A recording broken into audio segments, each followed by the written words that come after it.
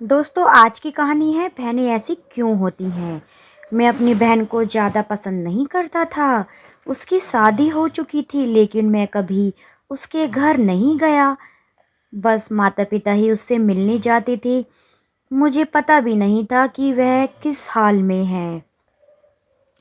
वह कभी कभी मायके आती तो जाते समय मेरी माँ उसे कुछ ना कुछ सामान भी देती। यह बात मेरी माँ को बिल्कुल पसंद नहीं थी। जब भी मेरी माँ ऐसा करती तो मेरी पत्नी आकर मुझसे शिकायत करने लगती कि तुम्हारी माँ तुम्हारी कमाई कैसे उड़ा रही है। जब भी तुम्हारी बहन आती है तो उसे खाली हाथ जाने ही नहीं देती, कुछ ना कुछ जरूर देती है।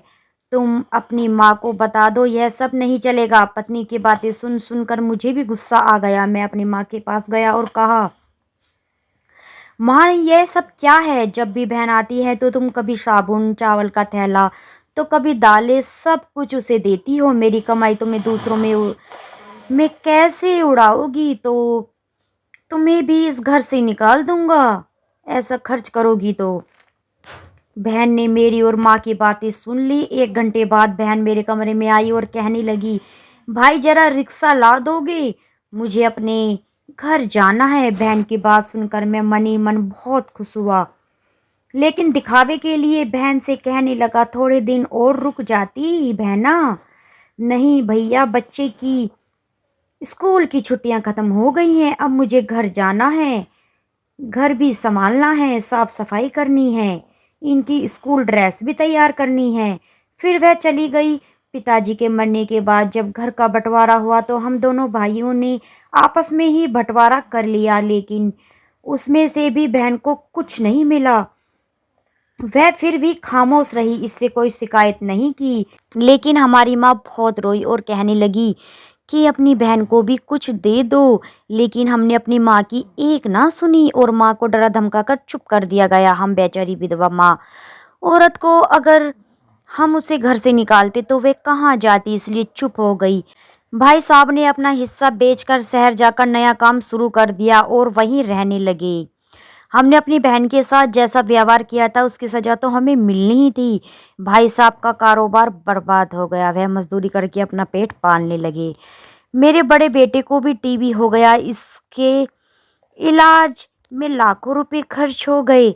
जो भी मेरे पास था सब कुछ खत्म हो गया और मुझे कर्ज लेना पड़ा। हाल इतना बुरा हो गया कि खाने के लिए भी पैसे नहीं थे, घर में कुछ राशन नहीं था। मैं कमरे में अकेला बैठा सोच में गुम था कि मेरी बहन घर आई। उसे देखते ही मेरी पत्नी ने कहा, आ गई मनहूस। बहन को देखकर मैं भी गुस्सा हो गया, लेकिन अपने गुस्से को दबा लिया। वह मेरे बच्चे के पास गई और उसे देखकर फिर मेरे पास आकर बैठ गई। मेरे भाई, क्या तुम परेशान हो?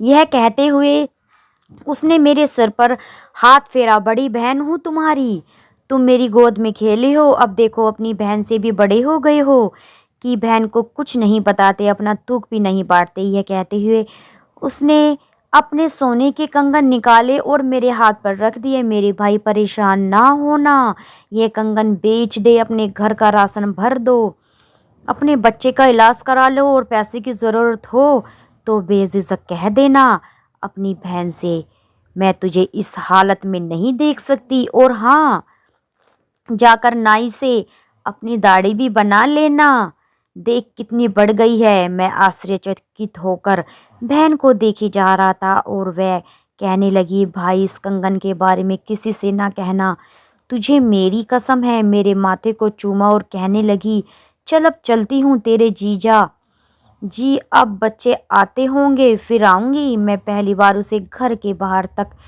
छोड़ने गया तो पैरों की चप्पल भी टूटी थी, उसने कपड़े भी तो वही पुराने पहने थे। बस मैं देखता ही रह गया।